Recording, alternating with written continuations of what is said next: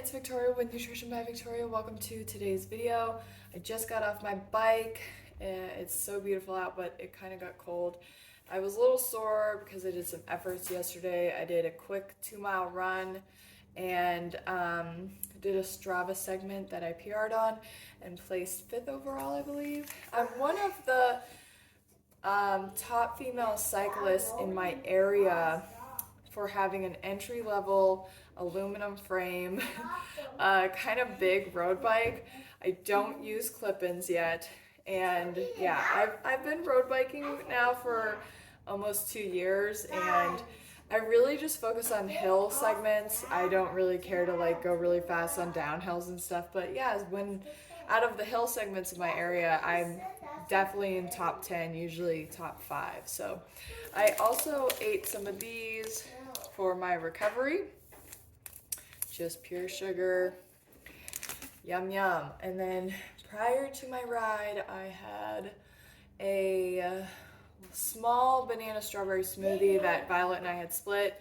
I had a big can of peaches and with sugar, added sugar, and I had some juice. So yeah, that's been my day so far. The purpose of this video is I got a comment from one of my so the point of this video is I got a comment on my last video, the one I did about Johnny Depp eats sugar, and this person comments on a lot of my videos and it's generally the same theme. This comment that she left is pretty detailed, so I'm actually going to like respond to it in this video because I think that it will be helpful for, you know, those of you who probably have some of the same concerns or comments or questions or whatever. Okay, she says, a few gummy bears will not kill you. I think it's about balance. An all sugar diet will result in malnutrition. Eat veggies, greens, eat some fats, eat legumes. Fruits are great, obviously, but you are way too blinded by one source, Durianrider. Okay, I will have to say that I have tried various versions of a high-carb vegan diet, of a vegan diet.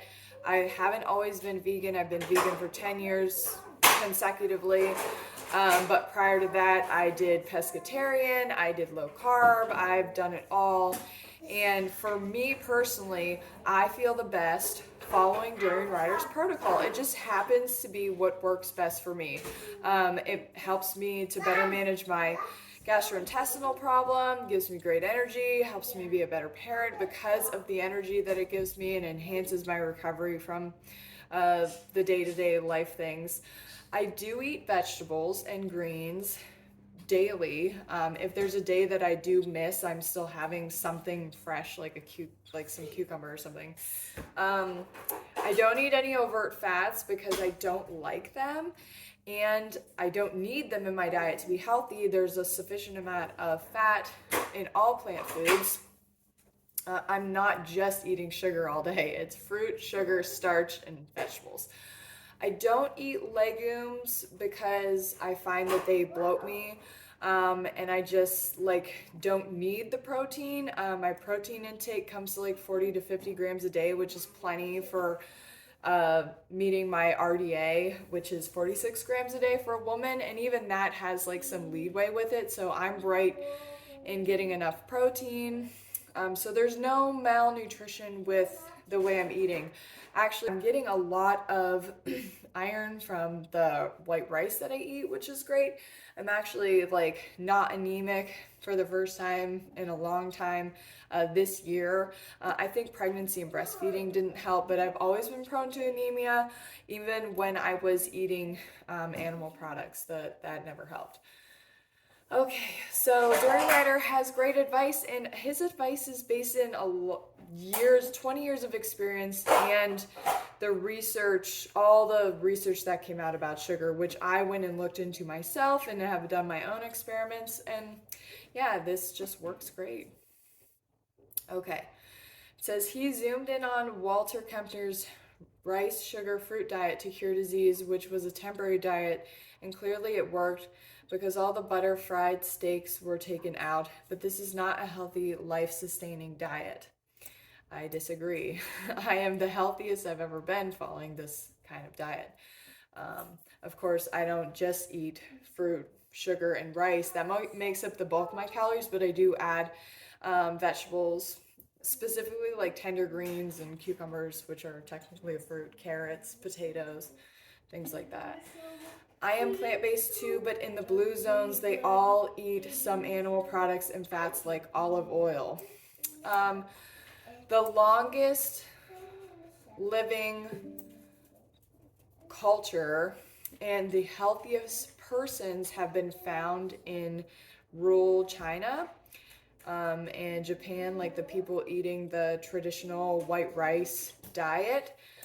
So that's all I have to really say about that is the healthiest people and longest living people in the world. There was an epidemiology study done that showed that the rural Asians, they live the longest and they have the lowest incidence of disease, including like cancer. Okay, please try to zoom out of one study and one online persona like Durianrider. I honestly think you are risking your long-term health. I recently had blood work done and everything came back great. Like I said, I feel really amazing. I'm PRing in my, Strava segments every week. When I do like a time trial, I'm getting faster with running, which has always been like a struggle for me. I've always been able to do like endurance running, like slow endurance running, but I've never been really fast. So it's fun to like see that kind of build up. And just in my like personal life, I'm so much more relaxed and like able to manage, being a mom and the stress that life brings. So yeah, I feel really good. It says, do research on the omega-3 needs for the brain. Please broaden your scope. Plant-based eating is fantastic, but the fat phobia is keeping you hostage. I speak from experience, years of excessive exercise, bulimia, following Durianrider's advice. Now, I can relate a little bit because I have like overtrained in the past. I think I overtrained last summer and that like kind of threw me off course for a little bit. But you really have to figure out a balance for yourself of how much training, you want to do, how much you need to do. Like everybody should be doing like 20 to 30 minutes of moderate intensity, low to moderate intensity cardiovascular exercise every day.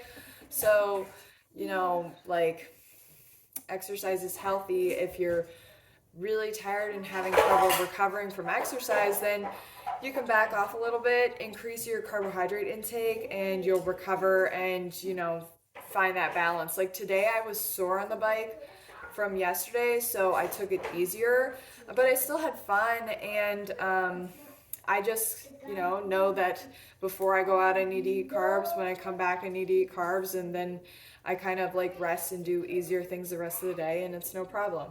I'm not one to be out on my bike like all day long. That's not my lifestyle. I have all these other like responsibilities. So a lot of the times this like a vegan lifestyle or even the high carb, low fat vegan lifestyle during Riders Protocol, like it attracts people with eating disorders because they're like, well, I want to be able to eat food and I want to be able to maintain a healthy, fit, lean body. But most of the time they're coming from that, disordered eating mentality or, obsession with exercise or whatever. And when you start doing this, it kind of like exposes that. But it helps you heal from it too, as long as you like give it time and just relax and let the body do its thing, giving it enough carbs. Okay, the other part of that comment was the omega-3s. I did a video about this not that long ago, saying how our fat requirements in our diet are like 2.5%, and that was found by Colin Campbell in his work. So we really don't need a lot of fats in our diet. The thing with omega-3s is that most people are eating a lot of omega-6s, so the whole promotion of eating omega-3s came from the fact that people were eating too much omega-6. So in order to balance omega-6, you need to have sufficient amounts of omega-3 fatty acids in your diet. Now, omega-3 fatty acid deficiency, or the inflammation that is involved in not having enough omega-3s, one comes from having too much omega-6, but you don't have any of those issues when you're not eating oils, when you're not eating animal fats, when you're not eating most plant fats. Omega-3 fatty acids are found concentrated in flax seeds, chia seeds, hemp seeds, but we're talking about like really tiny small seeds, right? So these are the same fatty acids that are found in blueberries, strawberries, raspberries, bananas, lettuce. Like these are all foods that contain omega-3 fatty acids, but in very small quantities because that's all our body needs of that essential fatty acid. So as long as you're eating those raw, low-fat plant foods, you'll be meeting your omega-3 fatty acid needs, particularly if you keep the omega-6s out. Okay, next part. I couldn't stop exercising and then refuel with even more sugar. It fueled my anorexia, orthorexia, bulimia big time. I hope you see this is happening to you too. You are bound to your home trainer, cycling outside, gym routine, obsessed with not eating any fat. So this person is coming from a disordered eating past, and she probably is needing to, eat more fats personally in order to regain the weight. I didn't need to eat fats to regain the weight. When I came to this lifestyle from anorexia, all I had to do was start eating more carbohydrates. I was probably eating like 3,000 to 5,000 calories a day. I currently eat 3,000 to 4,000 calories a day. And I gained 60 pounds just eating like mostly raw, just fruits and vegetables. So, but some people, they probably have a harder time gaining weight. And in that instance, you'll want to include the fats. I suggest fat restriction if weight loss, body fat loss is your goal. So that's all that comes with that. If you want to eat more fats, that's fine. If, like my children, for instance, like I do not monitor their fat intake at all. If they want something that's higher in fat, like that's fine. I think that their body can communicate to them when they need something that's denser in calories, denser in fats. And so my kids have a really good body connection, intuitive eating kind of deal with that. And it makes sense because their bodies are smaller, they can't eat as much volume of carbohydrates, and they don't need to lose weight. Okay, so for the exercise thing, I love to work out. Average right now, 8 to 10 hours a week cycling. Then I do about 1 hour of running, and then I do about 10 to 20 minutes on my rebounder first thing when I get up in the morning, kind of like aerobics to wake up.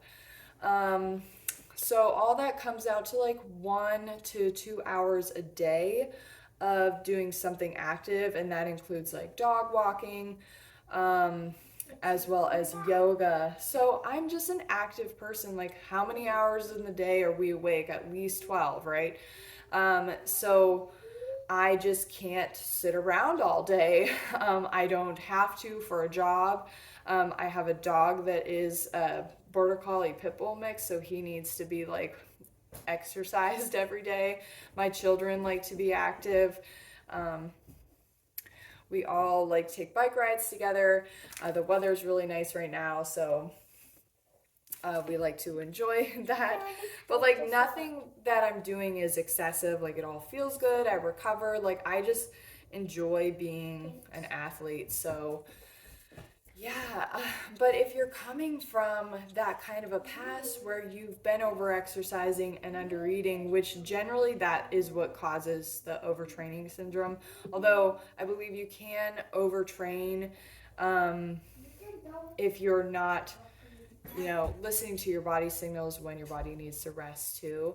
But it is really hard to overtrain if you are eating a sufficient amount of food every day, getting enough rest, and all that. Okay. This lifestyle promotes the burning out of your adrenals, your lust for life, resulting in no real social life despite you telling yourself, I can eat with others just fine. But deep down, you know that is a lie. If someone would offer to cook for you, or if you can't control the no oil in restaurants, you will not eat it. I know because I am in the same boat and I'm tired of it. It is ruining my life. Okay. I, what burns your adrenals out is not eating enough for what you're doing in your life, for managing the stress in your life, for recovering from your exercise. Um, it all comes down to eating enough carbohydrates. So I do not feel like my adrenals are burned out at this point. I feel like they were, especially after I had a baby and I, wasn't able to get enough sleep. And my sleep wasn't, I was up every 2 hours. Like that causes adrenal burnout. But the way to recover from adrenal burnout is eating enough carbohydrate calories every day and listening to your body in terms of rest and activity. When it comes to eating, most people who I'm hanging out with on, socially know that I don't consume oil. On occasions where something was being cooked in oil, I either like ate something by mistake, but then I could tell that it had oil in it. I personally can't eat oil because I have IBS and gastroparesis. You're not supposed to eat fats when you have those gastrointestinal disorders because it can cause a GI attack. So that is the number one reason why I started avoiding oil, and then also because I don't really care to eat like empty fat calories. But if you're recovering from an eating disorder, eating those foods can help you gain the weight that you need in order to start recovering. But most oils are really high in the inflammatory omega-6 fatty acids, so that's another reason to avoid them. So you want to avoid oil if you have IBS, gastroparesis, if you're trying to lose weight or have fat to lose or shift or whatever. Or if you are concerned about inflammation, decreasing oils or getting oils out of your diet is huge. Actually, a lot of the plant-based doctors that promote whole foods eating all say don't eat oil. It's an empty source of fat calories and it causes inflammation. It can also contribute to heart disease to a lesser extent than animal products, but it still can cause health issues over time. So when I go out to restaurants, I generally order like plain baked potatoes and a salad with no dressing. And I'll just use like lemon juice as a dressing or ketchup or something and put the potato in and mix it all up and make like potato salad. Or I'll get pasta with no sauce on it, or I'll do like just a oil-free tomato sauce. I do like to just eat plain noodles like with soy sauce. And then Asian is my favorite, so sushi, without avocado, and just like a veggie roll is my jam. So I do not feel deprived. So this all comes down to like your mindset that you're bringing to the table. Do you feel deprived? And are you eating enough carbohydrates? Because those are the two main questions. You don't feel deprived in your diet when you're eating enough carbohydrates. You do feel deprived in your diet when you're not eating enough carbohydrates. Also, the craving for fatty foods goes away when you're eating enough carbohydrates. And your body chemistry actually like changes when you consistently eat enough carbohydrates. That's actually where the fat loss comes into play, is your body's like, oh, I'm getting enough food on a regular basis, so I don't need to store any fat. I'm getting enough carbohydrates, I have enough energy, and it's coming in consistently, regularly, all day, every day. So why do I need to store extra body fat? I don't. So goodbye, especially if there's a fat deficit in the diet of under 10 grams or less a day. Okay, it says, yes, you may eat 3,000 calories of no-fat foods. How are you mentally? I am really sad because I am afraid of fat and, like you, obsessed with exercise. I am not sad, but I feel sad that you are. And you probably need to eat more carbohydrates because that will help to improve your serotonin, that's circulating around your body, your dopamine release. Um, Carbohydrates chill you out and make you feel good. And that's how I feel on a regular basis. If I'm sad or depressed or have anxiety or there's something really stressful going on, the first thing I do is recognize it, sit down, eat something that's carbohydrate rich, drink something, and then I feel calm, satisfied, and ready to deal with whatever I'm dealing with. And I'm not obsessed with exercise. I enjoy exercise. Movement is necessary for a healthy body, but I don't feel like I need to, overdo it. Like, I did a 50-minute bike ride today and 20 minutes of, low intensity aerobics on my rebounder today, and I will just, for the rest of the day, I'll just do walking, and maybe some stretching and cleaning, the usual kind of stuff, but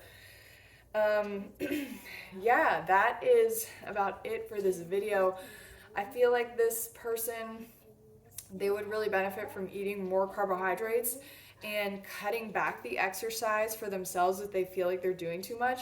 And just giving it some time, but also if they're recovering from an eating disorder and they really feel like they need to eat fats, then they should.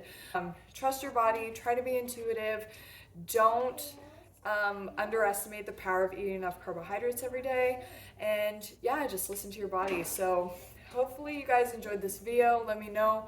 Give it a like if you like this style of video, and leave any comments or questions down below. All right, see you guys later. Bye.